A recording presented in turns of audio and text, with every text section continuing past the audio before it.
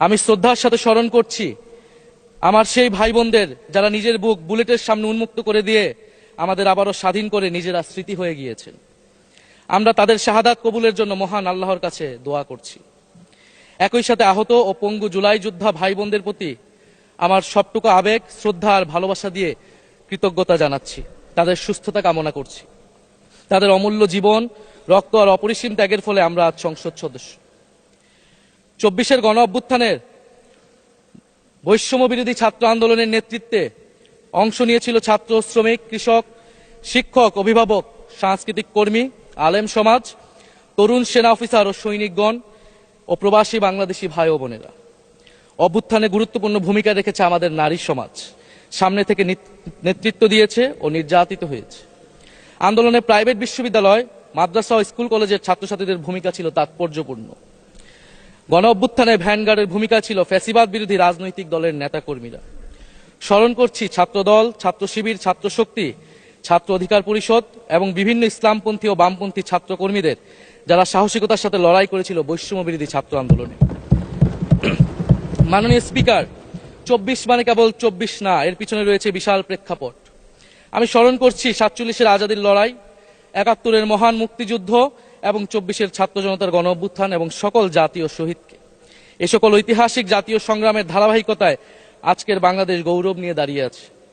স্মরণ করছি পিলখানা হত্যাকাণ্ডের শহীদ, শাপলা হত্যাকাণ্ডের শহীদ, মোদী বিরোধী হত্যাকাণ্ডের শহীদ, ফ্যাসিস্ট আমলে গুম হওয়া ব্যক্তিদের স্মরণ করছি।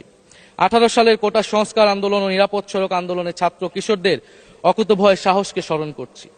স্মরণ করছি আমাদের ভাই শরীফ ওসমান হাদী, যিনি তার সাহসিকতার মাধ্যমে বাংলাদেশকে একটি ইনসাফ ভিত্তিক বাংলাদেশ হিসেবে গড়ে তুলতে চেয়েছিলেন। তিনি আর আমাদের সাথে নাই। আমরা ওসমান হাদী ভাইকে স্মরণ করছি। শহীদ আবরার ফাহাদ ও শহীদ ফেলানী খাতুনকে স্মরণ করছি, যারা ভারতীয় আধিপত্যবাদের বিরুদ্ধে লড়াই করে বাংলাদেশকে আজকের এই জায়গায় নিয়ে এসেছে। 24-এর ছাত্র জনতার গণ অভ্যুত্থানে মাঠের নেতৃত্বের একেবারে সামনে থাকার কারণে আজকের দিনটি আমার জন্য একই সাথে আবেগের, কষ্টের ও আনন্দের। আমাদের সংগ্রামের সাথী শহীদ আবু সাইদ, শহীদ মুগ্ধ, শহীদ ওয়াসিব, 4 বছরের শিশু আহাদ, 6 বছরের শিশু রিয়া গোপ সহ প্রায় 150 শিশু শহীদ। মাননীয় স্পিকার, পুলিশের এপিসি থেকে ফেলে দেওয়া শহীদ ইয়ামিন, সাভারের আশুলিয়ায় ভ্যানের উপরে জীবন্ত অবস্থায় আগুনে পুড়িয়ে মারা কিশোর শহীদ সজল সহ অগণিত মানুষের স্মৃতি আমাকে প্রচন্ডভাবে নাড়া দিচ্ছে। মাননীয় স্পিকার, আপনি মাননীয় সংসদ নেতা, বিরোধী দলীয় নেতা সহ সংসদের সকল সদস্য এবং আপনার মাধ্যমে দেশবাসীর উদ্দেশ্যে আরো স্মরণ করিয়ে দিতে চাই মাকে উদ্দেশ্য করে লেখা চিঠি 10ম শ্রেণীর ছাত্র শহীদ আনাসের, যিনি বলেছিলেন, একটি প্রতিবন্ধী কিশোর, 7 বছরের বাচ্চা, ল্যাংড়া মানুষ যদি সংগ্রামে নামতে পারে তাহলে আমি কেন বসে থাকবো ঘরে? একদিন তো মরতেই হবে, তাই মৃত্যুর ভয় করে স্বার্থপরের মতো ঘরে বসে না থেকে সংগ্রামে নেমে গুলি খেয়ে বীরের মতো মৃত্যু অধিক শ্রেষ্ঠ। যে অন্যের জন্য নিজের জীবন বিলিয়ে দেয় সেই প্রকৃত মানুষ। আমি যদি বেঁচে না ফিরি তবে কষ্ট পেও না, গর্বিত হয়েও জীবনের প্রতিটি ভুলের জন্য ক্ষমা চাই।